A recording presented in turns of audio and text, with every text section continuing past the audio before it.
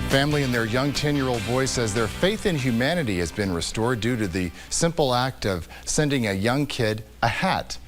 TV6 sports reporter Scooby Mageza has a story on how baseball hats have made a big difference in the world during this family's tough time. Here at the Wewell family household lives 4 brothers who love being active. They're very active kids. We're making sure they get outside as long as he's feeling well, which he has been. Meet Thomas Wewell, a 10-year-old boy who loves sports. And like any 10-year-old boy, he takes his playtime very seriously. Yeah, I try to play outside at least an hour to an hour and a half every day. Just a little over a month ago, Thomas was showing signs of a healthy, active kid.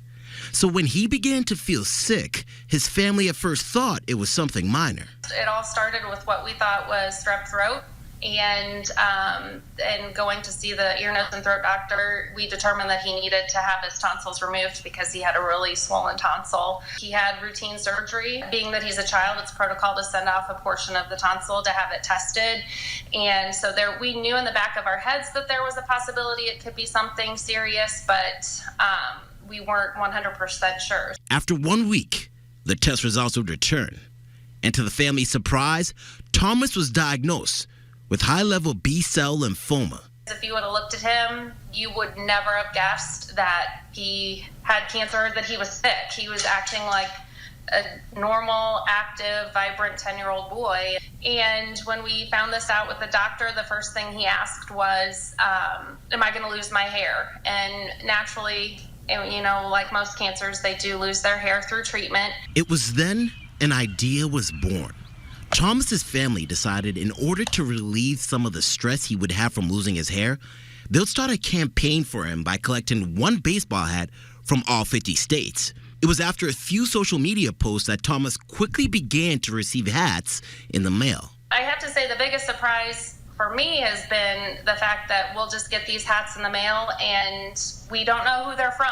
People just send them out of the goodness of their own heart because they've heard about it from our family members or friends or just from Twitter. Thomas has received over 70 hats in the mail and counting. He still needs 10 more to accomplish his goal, but the response his family's gotten from what they're calling putting a lid on lymphoma was something they never expected. It's been helping me get through because I'll have a different option of different hats to wear instead of just having 1 or 2.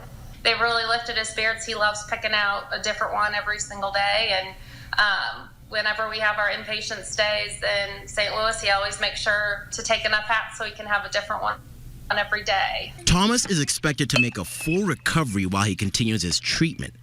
And when this is all said and done, and he beats this cancer, he plans to pay it forward and help a kid going through the same thing that he is. He right away said that he wanted to donate the hats too, just because we have seen how generous people have been just in a matter of a month's time. And unfortunately, it takes a situation like this for the generosity to show, but it's renewing our faith in just humanity right now.